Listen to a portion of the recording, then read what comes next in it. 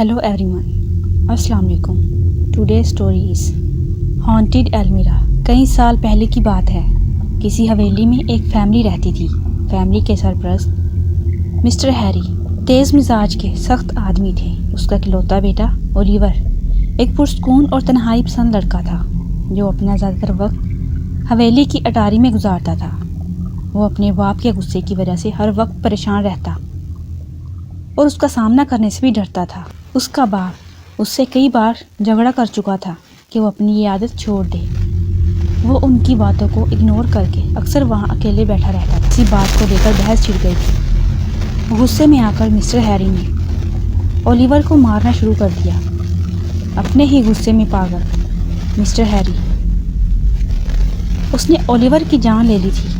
बेटे की अचानक मौत से हैरी बहुत डर गया था। उसे समझ नहीं आ रहा था वो क्या करे। जुर्म और परेशानी से निढाल मिस्टर हैरी ने ओलिवर की लाश को अटारी में मौजूद एक पुरानी अलमारी में छुपा दी थी। वक्त गुजरता गया। मिस्टर हैरी अपने बेटे की मौत के सदमे को बर्दाश्त न कर सका। वो एक दिन हवेली छोड़कर कहीं चला गया था। जैसे जैसे साल गुजरते गए, हवेली वीरान और सुनसान पड़ी थी। हवेली में जो कोई भी आता वो अजीबोगरीब वाक़यात की बात करता था। एक दफ़ा अचानक 4 दोस्त वहाँ से गुजर रहे थे तो उनकी नज़र हवेली पर पड़ी। उन्होंने सोचा क्यों ना रात हवेली में ही गुजारी जाए। वो अपनी अपनी टॉर्च लिए हवेली में दाखिल हुए।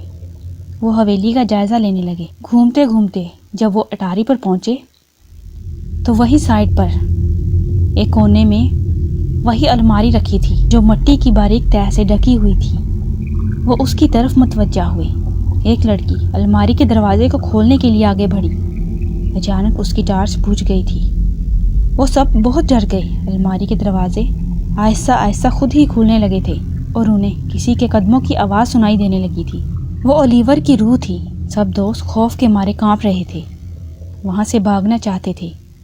ओलिवर का भूत अलमारी के ऊपर मंडला रहा था।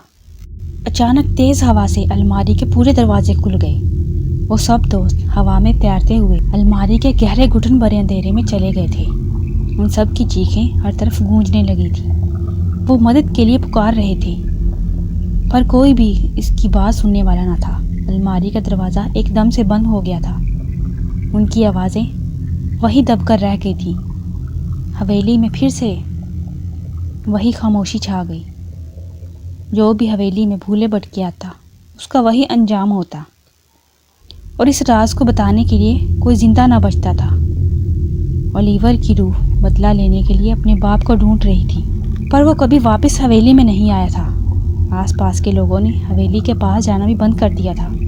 अब वो हवेली हमेशा के लिए वीरान पड़ी थी। कोई भी उस हवेली में जाने की हिम्मत नहीं करता था। अगर आपको मेरी स्टोरी अच्छी लगे तो मेरे चैनल को ज़रूर सब्सक्राइब कीजिएगा। बहुत शुक्रिया।